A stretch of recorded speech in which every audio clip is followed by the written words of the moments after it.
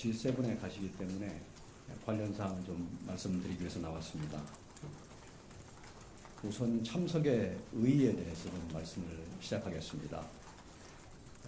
지금 취임 후 10여일 만에 G7 참석을 위해서 6월 16일부터 1박 3일간 첫 해외 방문길에 오르십니다.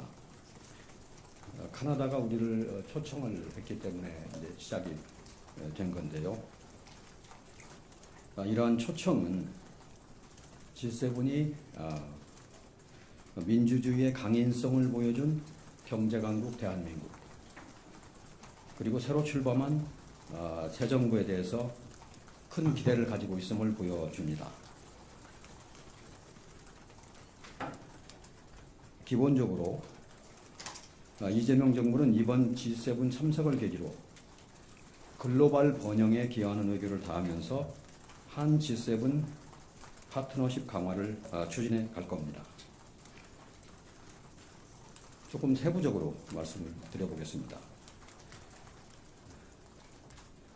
이 대통령께서 첫 외교 일정으로 G7 정상회의에 참석하는 것은 여러 가지 의의를 갖는데 한 4가지 정도로 정리를 해볼 수 있습니다.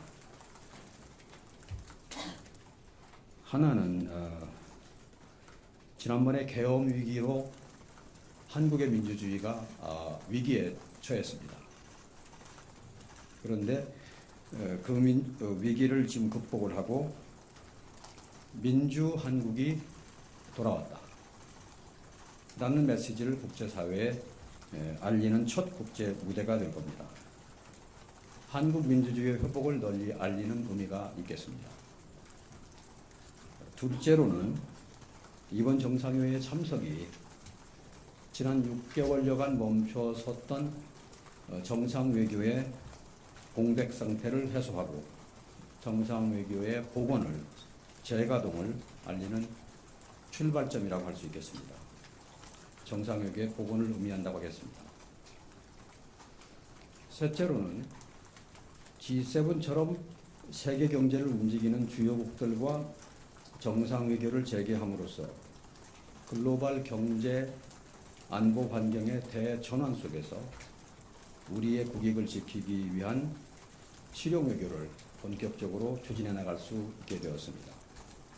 국익 중심 실용외교의 장에 나서는 의미가 있습니다. 넷째로는 G7 계기에 미국, 일본 등 주요국의 정상과 교류하고 협의함으로써 관세 등 당면 외교 현안, 경제 통상 현안에 대한 타개 방안을 모색할 수 있습니다.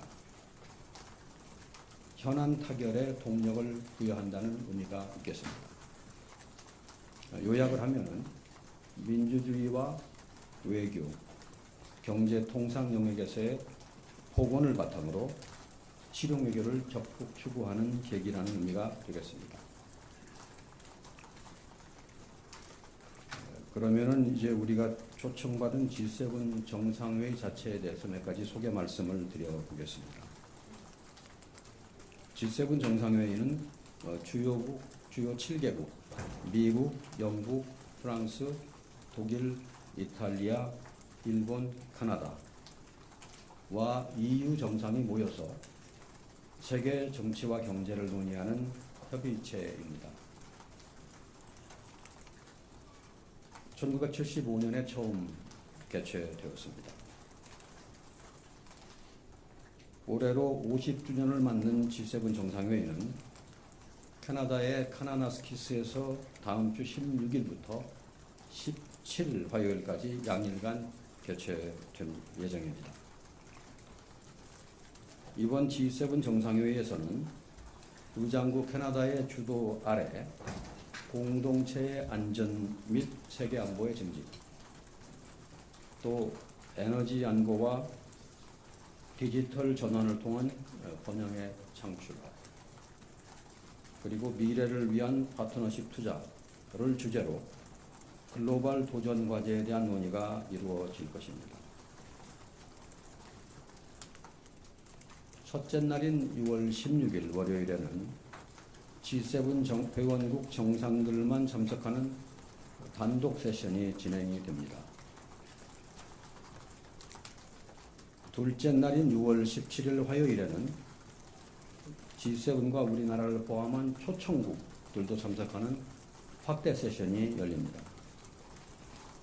다음으로는 주요 일정에 대해서 말씀을 드리겠습니다. 이재명 대통령 내외부는 6월 16일 월요일입니다.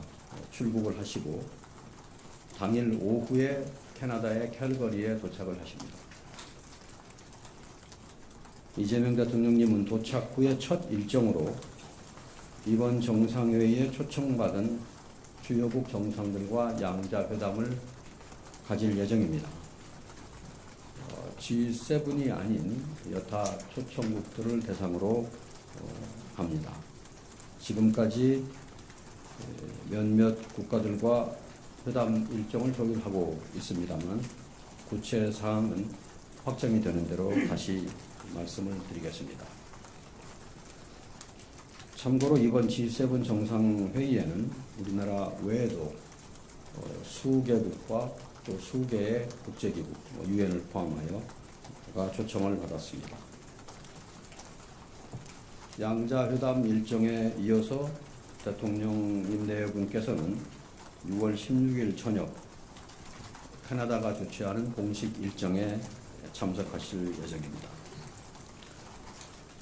다음 날인 6월 17일 화요일 오전에 대통령께서는 캘거리에서 약 100km 떨어져 있는 카나나스키스로 이동을 하십니다. 그래서 G7 정상회의 일정에 참여하시게 됩니다. 초청국 공식 환영식을 시작으로 G7 및 초청국 정상들과 기념 촬영에 이어서 확대 세션에 참석하실 예정입니다. 우리 정상이 참여하는 G7 정상회의 확대 세션은 에너지 안보를 주제로 업무 오찬을 겸해서 진행이 됩니다. 이재명 대통령께서는 이번 세션에서 에너지 공급망 다변화와 AI 에너지 연계를 주제로 두 차례 발언하실 예정입니다. 이재명 대통령은 각각의 발언에서 안정적인 에너지 시스템과 공급망 안정화 협력을 위한 우리의 노력과 비전을 제시하고 AI 시대를 맞아서 안정적인 글로벌 AI 생태계 구축과 AI 혁신 혜택 확산을 위한 대한민국의 역할을 설명하실 것입니다. 확대 세션 참석 전후에 G7 회원국을 포함해서 주요국 정상들과 양자회담을 가질 예정입니다. 현재 여러 나라들과 양자회담 일정을 조율하고 있습니다.